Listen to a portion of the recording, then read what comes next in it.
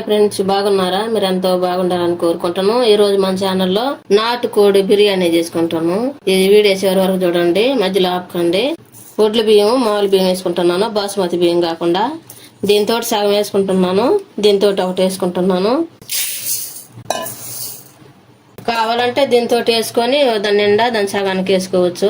నేను ఈ బియ్యం అన్ని రాళ్ళు ఏరేసి ఏమన్నా ఉన్నా కానీ దుమ్ము తోలి చూసి కడిగి నానబెట్టుకుంటున్నాను. ఈ విధంగా నానబెట్టుకోవాలి, బియ్యము కడిగి నానబెట్టుకోవాలా. మళ్ళీ మనం వేసుకునేటప్పుడు మళ్ళీ కడుక్కొని వేసుకోవాలి. ఈ బిర్యానీ కోసం అల్లం బాగా కడిగి సన్నంగా తరిగి పెట్టుకున్నాను. 3 తెల్లగట్లు ఒలిచి పెట్టుకున్నాను. అన్ని ఒక దాంట్లో పోసుకొని మిక్సీ పట్టుకోవాలి. ఈ విధంగా మిక్సీ పట్టుకోవాలి, మెత్తని పేస్ట్ లాగా. ఇది పక్కన పెట్టుకున్నాం. స్టవ్ వెలిగించుకొని కుక్కర్ పెట్టుకున్నాం. స్టవ్ మీద కుక్కర్ బాగా వేడైన తర్వాత ఆయిల్ వేసుకోవాలి, తగినంత ఆయిల్ వేసుకోవాలి. నేను 3 గంటలు వేసుకున్నాను. దీంతో బిర్యానీ మసాలా వేసుకుంటున్నాను. మసాలా అంతా వేసుకున్నాం కదా, ఉల్లిపాయలు 2 ఉల్లిపాయలు సన్నగా తరుక్కొని వేసుకోవాలి. కలుపుకోవాలి ఒకసారి.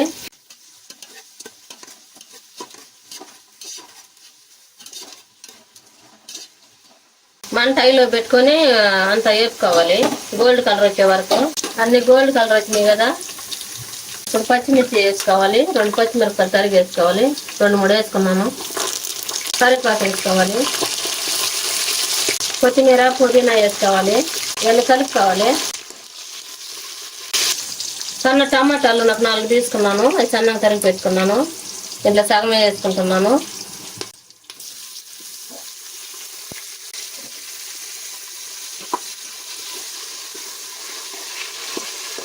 తగినంత ఉప్పు వేసుకోవాలి. ఇవన్నీ కలుపుకోవాలి.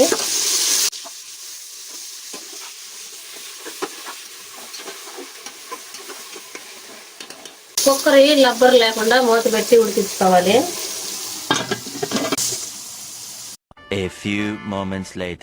మూత తీసుకున్నాం, ఇవన్నీ కలుపుకున్నాం ఒకసారి. అల్లం తెల్లగడ్డ పేస్ట్ చేసుకున్నాం కదా, అది కూడా వేసుకుంటాము. పచ్చివాసన పోయేదాకా వేసుకున్నాం.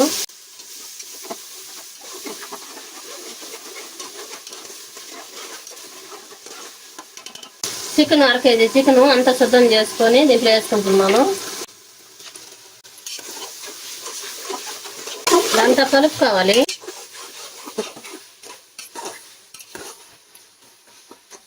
మూత పెట్టుకొని ఉడికించుకున్నాం. ఇప్పుడు మూత తీసుకొని చూద్దాం. ఇవన్నీ ఒకసారి కలుపుకున్నాం.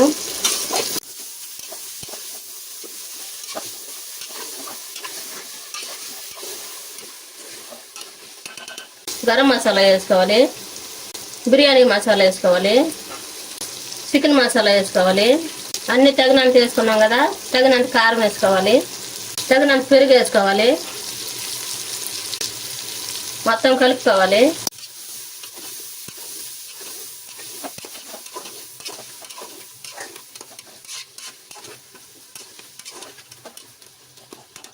ఈ మసాలా అంతా ఉడికేదాకా మూత పెట్టి ఉడికించుకోవాలి.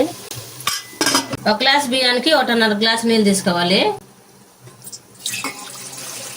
ఇప్పుడు మూత తీసుకొని అంతా ఒకసారి కలుపుకోవాలి.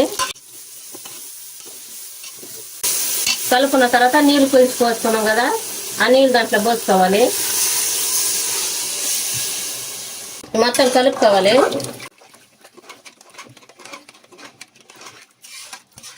ఈ వాటర్ బాగా తెరలాలి. ఎసురు బాగా తెరలేటప్పుడే మనం మూత తీసుకోవాలి. తెరలిందో లేదో చూద్దాం. తెరలుతుంది. బియ్యం కడిగి శుద్ధంగా పెట్టుకున్నాము, అవి దాంట్లో వేసుకుంటాము. మనం బియ్యం దేంతో అయితే తీసుకుంటామో దాంతో 1.5 వేసుకోవాలి నీళ్ళు. మొత్తం కలుపుకోవాలి.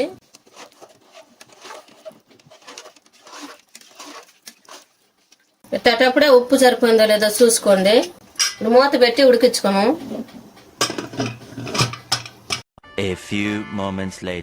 మూత తీసుకొని చూద్దాం ఉడికిందో లేదో. ఈ విధంగా ఉడుకుతుంది కదా, ఒకసారి కలిపి పెట్టుకోవాలి.